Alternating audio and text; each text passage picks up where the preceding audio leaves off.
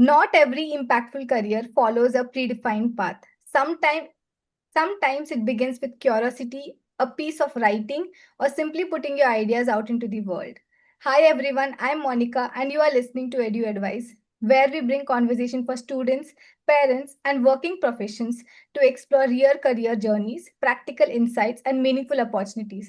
Today, I'm joined by Parneet Kaur, founder of RAAH, who started a journey by writing on policy, went on to work closely with policymakers, including the Rajya Sabha Secretariat, and is now building a platform that connects young people with real world policy engagement. This conversation is about understanding how the policy world actually works, what it takes to enter the space, and how young people can create meaningful impact through different career paths. Parneet, your journey in public policy began when the Member of Parliament noticed your work and invited you to collaborate. How did your path evolve from working with MPs to Rajya Sabha Secretary and eventually building RA? Thank you, Mota. Thank you for the very kind introduction. Uh, my journey in public policy has actually been a very organic one to begin with. I had a habit of writing on X, formerly Twitter, just sharing my thoughts on policy issues. And one fine day, an honorable member of parliament connected with me. He came across my work, he connected with me. We had a conversation, and I happened to exchange my CV with him.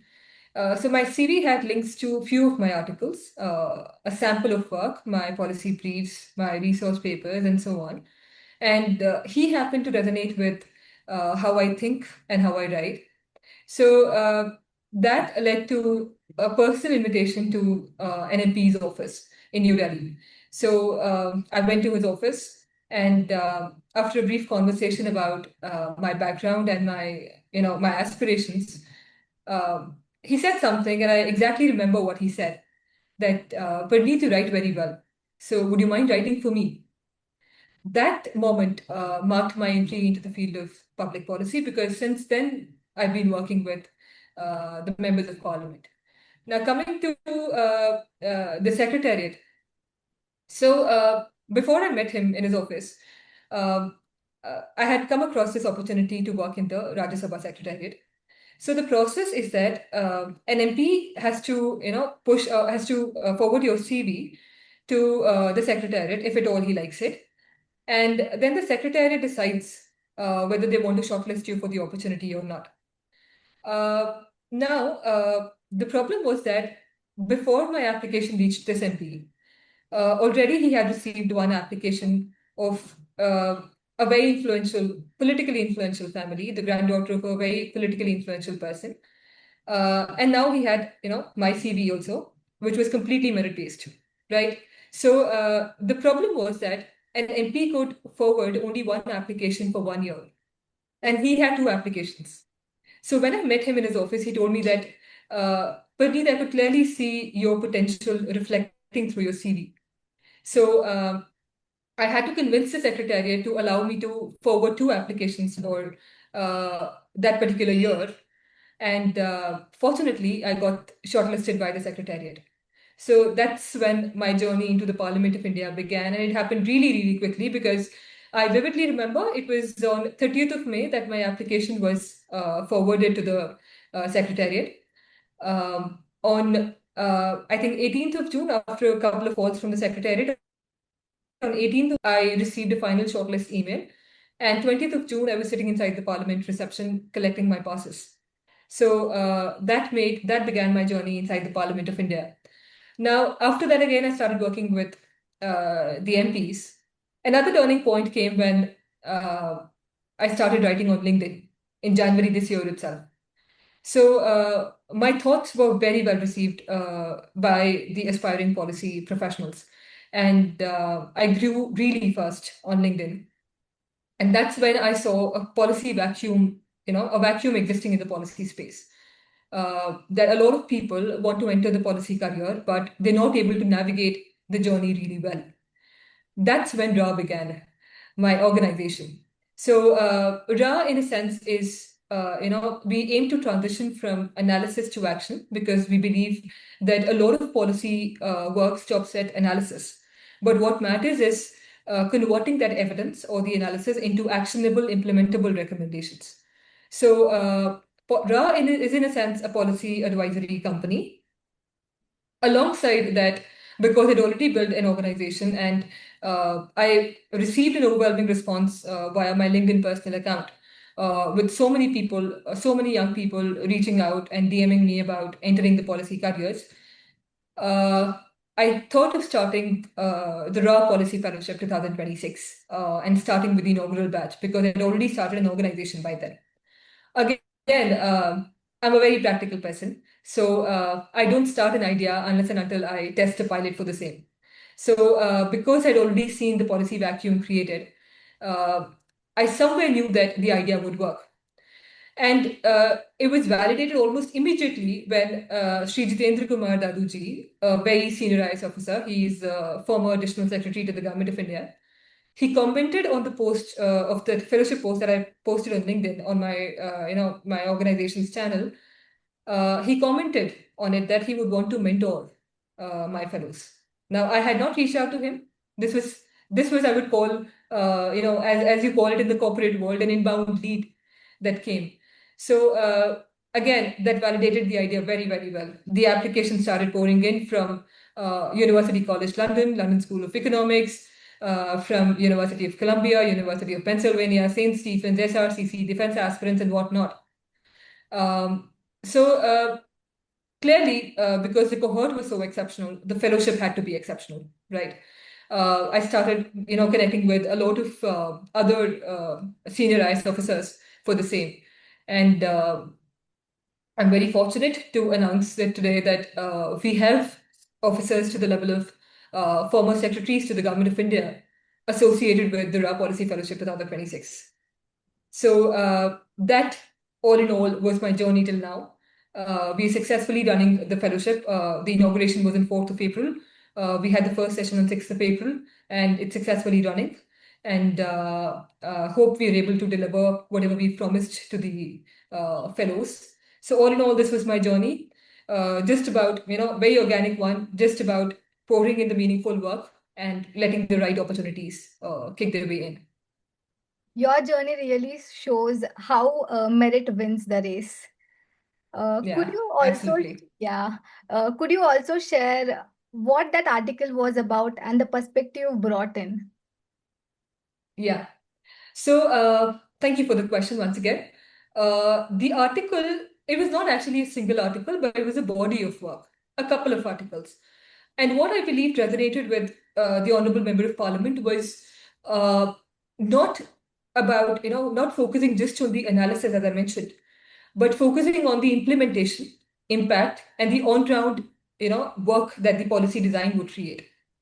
So it was not just about analysis, but about refining the design so that the idea, which is conceptualized, actually works on the ground. For instance, if I talk about the digital inclusion programs of the Government of India, a lot of these programs intended for these vulnerable sections of the society, for instance, are not able to reach them. If I say, if I mention the example of the informal sector, the informal women workers, for instance, digital lack of digital access for them, sometimes replicates into a lack of welfare access as well, because some of them lack mobile phones, so they're not able to, access the digital programs that are run for them. So this balance between, or this balancing the trade-off between efficiency on one hand and inclusion on the other hand, because India might have saved trillions, via the digital inclusion programs, but at what cost? At the cost of excluding the very population it was meant to serve. So that gap is something I believe which resonated with the Honorable Member of Parliament a lot. And I believe that is the perspective that I've carried forward in all my work since then, be it working with the members of Parliament, drafting policy reports for them, or in the Secretariat, or now building RAAH. So yeah, that was about it. Yeah, like you focused more on practical implementation and ensuring Yes. inclusivity. That's the reason, like, though you reached here. And Thank you. You mentioned your Yeah, resume was one of the two that reached the Rajya Sabha Secretariat through an MP. absolutely. Yeah. What do you think that made it stand out, and how can student today create a CV that reflects their true capability rather than just listing their achievements? All right. A very pertinent question once again, very thoughtful one. And something which I've been writing a lot on my LinkedIn personal account as well. Um, as I mentioned, we've started this RAAH Policy Fellowship. So, as a part of this fellowship, I've been evaluating a lot of CVs. And as you mentioned rightly, most of these CVs were just a list of achievements, right? Your grades, your marks, your positions, your whatever credentials that you've had. So, my CV contained a link to a sample of my work, right? My research paper, my policy briefs, my articles. So that was, that served as a window to my analytical ability. So that is the shift I believe the students need to create, right? Your CV should not just be a document of or a record of your credentials, but your CV should reflect your thinking, right? Uh, Again, as a part of the fellowship, as I mentioned, I was evaluating these CVs. Some of these CVs span like 7 sheets, 8 sheets. Now, while that clearly shows me that, you have enough to talk about. You worked, at the UN probably in a remote way, or you worked in the Ministry of Rural Development, or you worked in the Ministry of Culture, Ministry of External Affairs, and so on. So that clearly shows that you are a candidate of potential.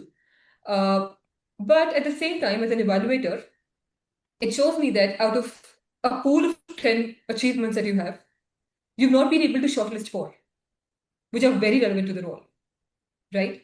Yeah. So, as an evaluator, to me, it seems like your mind is cluttered, right?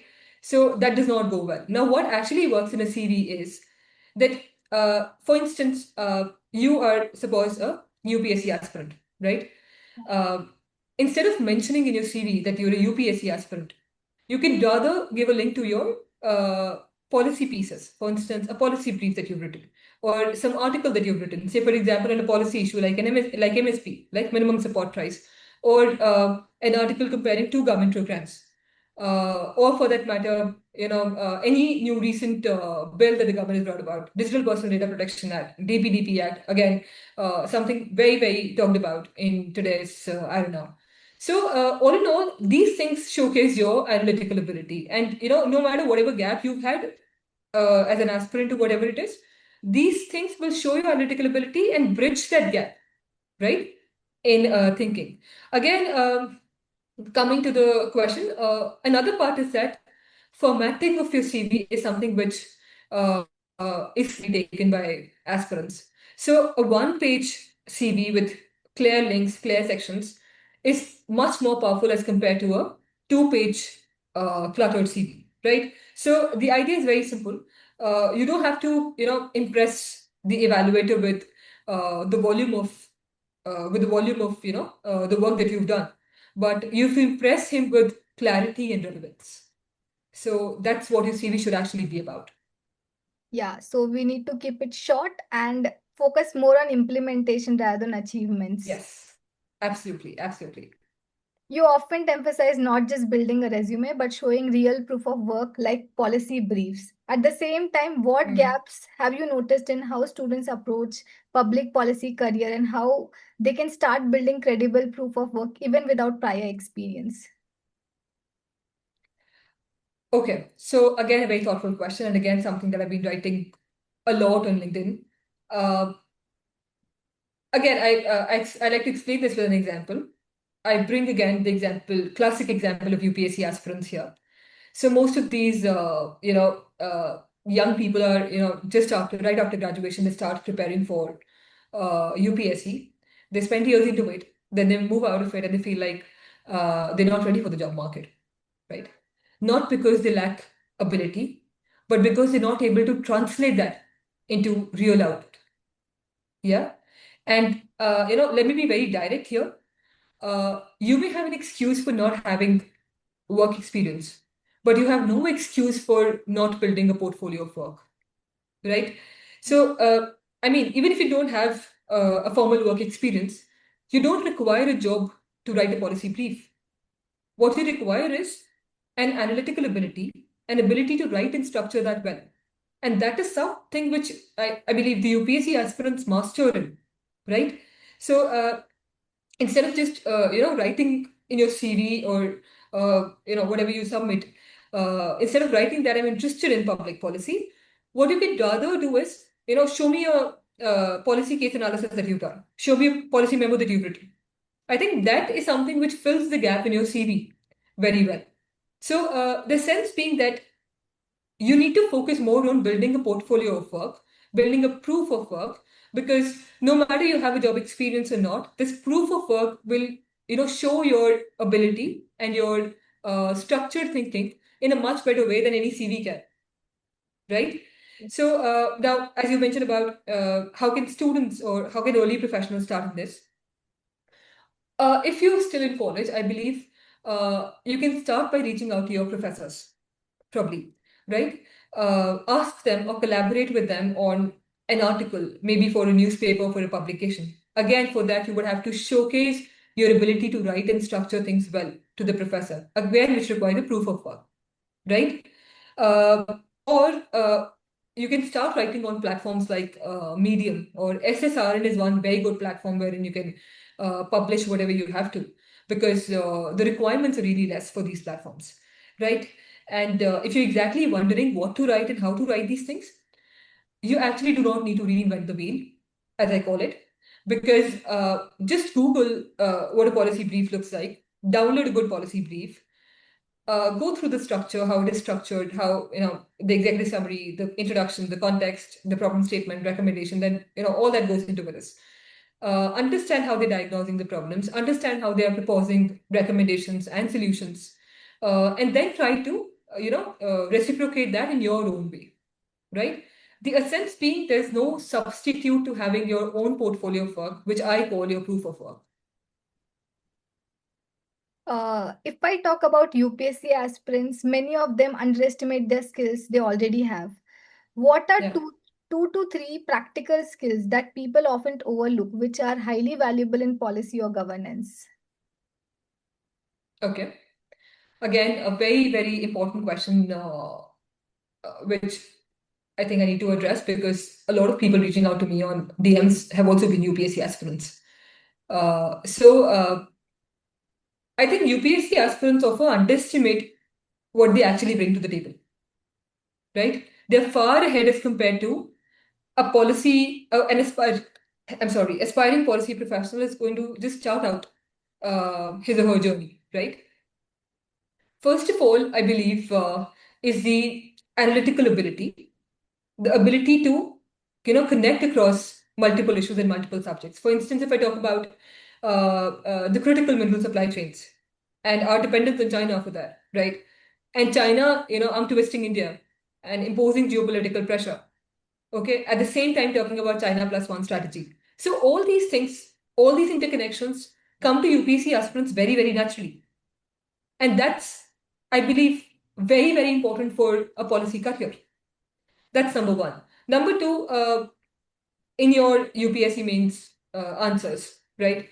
You get the ability to present complexity into, transfer complexity and, present complex issues in a very structured and simple manner, right? That too under a word limit or under a constraint. So, again, that is something which is a core professional requirement in the policy space. Third, I would call it, maybe discipline and the perseverance that you people bring in.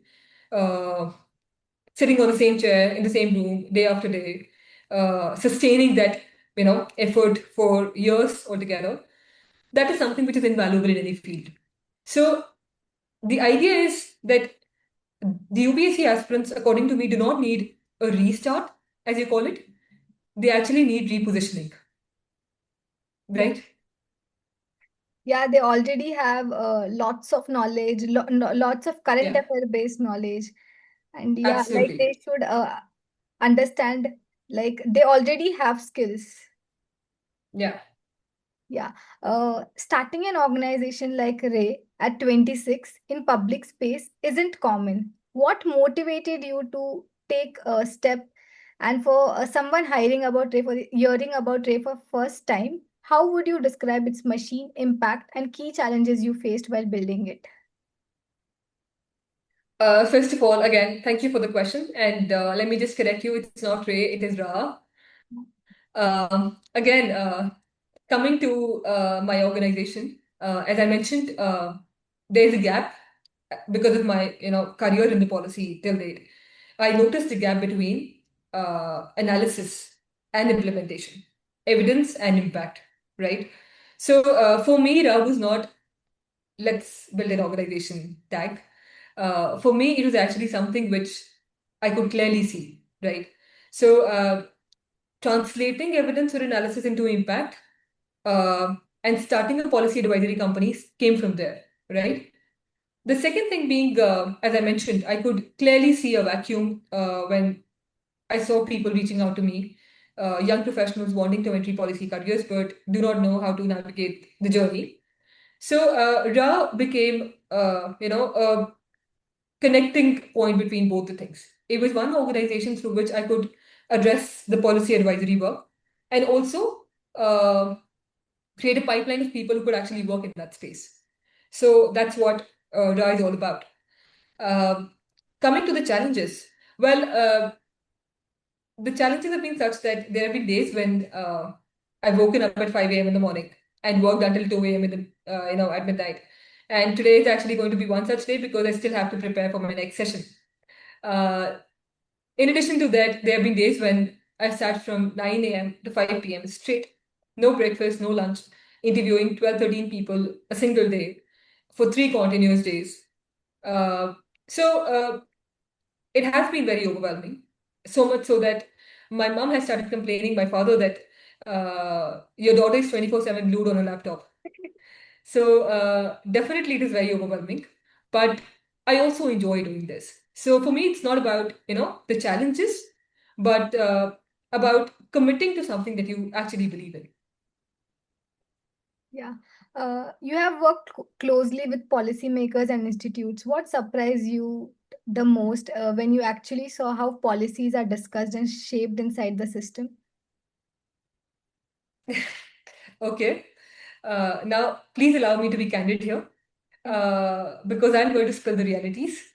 During my time in the Secretariat, uh, whenever we had the opportunity to visit the chambers, the Lok Sabha and the Rajya Sabha, the House would run for 10 minutes, at max 15 minutes, and then the House will get adjourned, right?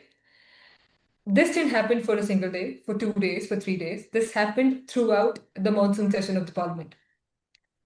So that was very, very disappointing for me as a person who would actually step in that chamber to see how the proceedings actually work and see the House adjourned right after 15 minutes was very disheartening to say the least. So that was one thing. Another thing is that a lot of bills and a lot of policies that the government of India brings in today's times, again, not targeting the government of India, the present government of India, but calling in general the government of India, a lot of policies that they bring in does not reach the committee stage, right? Parliamentary standing committees are meant to ensure rigorous deliberation, right? But a lot of the policies and the bills do not reach that stage.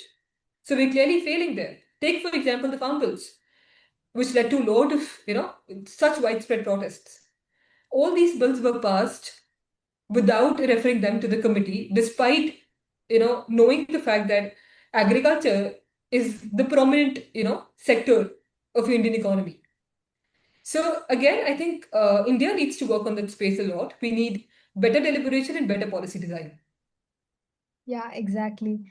Uh, yeah, one last question. India has one of the Yeah. largest youth population, yet many young people struggle to find direction despite having skills. From your perspective, where is the gap, and what can both individuals and the system to do it to bridge it? Okay. Again, we are ending on a very, very thoughtful question. Um, First of all, I think let me just ask you, do we really have skills? We don't, right? You take my profession, for example. A lot of young people who call themselves, a lot of professionals, I would say, don't say young people, but a lot of professionals who call them policy analysts, are they even able to write a good policy brief? No, only a very handful of them are able to do that. Or take, for example, the DPI, Digital Public Infrastructure. So we have, built world-class systems. India's built world-class systems like Aadhaar and UPI. But do we have enough trained professionals to work at the intersection of technology, policy, and large-scale implementation? Again, the answer is a no. So this is one gap which I think is there, which is the skills gap. The other gap, as you clearly mentioned in your question, is the translation gap. Again, bringing in the classic example of UPSC aspirants here. You come, step into UPSC, spend years into it, step out of it, and then you feel that you cannot enter the job market. You do not know. How many of these UPSC aspirants actually know how to transfer those skills into a career in the policy space? For instance, policy design or policy consulting or research roles.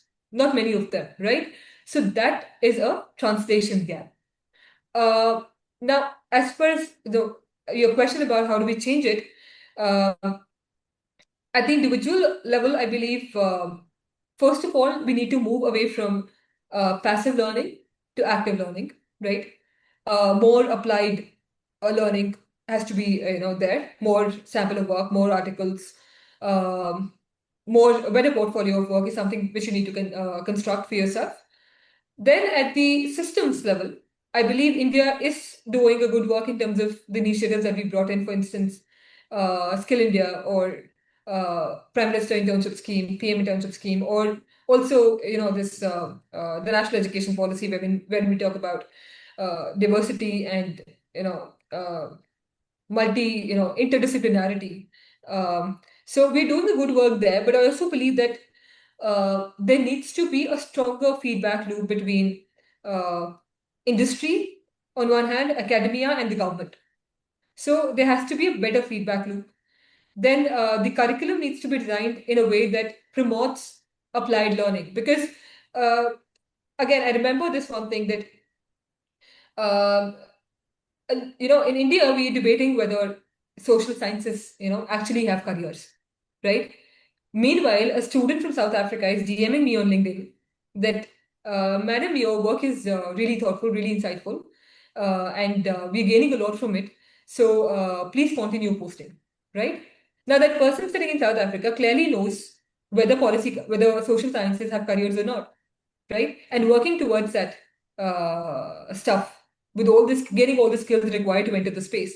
India may, you're still debating whether this social sciences have careers or not, and not actually working on the skills required. Are we ever taught to write a policy brief or a policy memo during our, uh, our graduation? I've graduated in political science from one of a very prominent college in a very prominent university, but I was not taught these skills, right? So this is where I think we need to bridge the gap, which is very, very important. Yeah, like there is a gap in foundation learning, and even freedom fighters emphasized on this. Like we should shift to practical learning rather than rote learning. Absolutely. Yeah. Yeah, like let's hope from the government takes more steps and initiative and ensure that the demographic dividend is used effectively, which we have. So yeah, thank you so much, Parneet, for sharing your journey and insight. I think one key takeaway from today's conversation is that impactful careers are not limited to one path. There are multiple ways to contribute. As long as you are willing to learn, take initiatives, and explore opportunities. And to everyone listening, your skills and efforts are never wasted. They just need the right direction. Thank you, Parneet. Thank you. Thank you, Monica. Very thoughtful conversation. I really enjoyed it. Thank you. Thank you.